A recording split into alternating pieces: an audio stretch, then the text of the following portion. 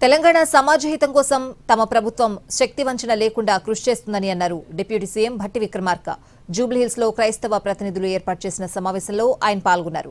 జూబ్లీహిల్స్ ఉప ఎన్నికల్లో పోటీ చేస్తున్న కాంగ్రెస్ పార్టీ అభ్యర్థి నవీన్ యాదవ్ ను భారీ మెజారిటీతో గెలిపించాలని కోరారు భట్టి. తెలంగాణ రాష్ట్ర సమగ్ర అభివృద్ధి కోసం ముఖ్యమంత్రి రేవంత్ రెడ్డి గారి నాయకత్వంలో ఉన్నటువంటి కేబినెట్ మొత్తం సమస్తం పెద్ద ఎత్తున శ్రమిస్తూ ఈ సమాజ హితం కోసం కట్టుబడి ఉంటుందని చాలా స్పష్టంగా చెప్పడానికి మాకు ఎటువంటి రెండో ఆలోచన లేదు. తెలంగాణ రాష్ట్ర సమగ్ర అభివృద్ధి కోసం ముఖ్యమంత్రి రేవంత్ రెడ్డి గారి నాయకత్వంలో ఉన్నటువంటి కేబినెట్ మొత్తం సమస్తం పెద్ద ఎత్తున శ్రమిస్తూ ఈ సమాజ హితం కోసం కట్టుబడి ఉంటుందని చాలా స్పష్టంగా చెప్పడానికి మాకు ఎటువంటి రెండో ఆలోచన లేదు. తెలంగాణ రాష్ట్ర సమగ్ర అభివృద్ధి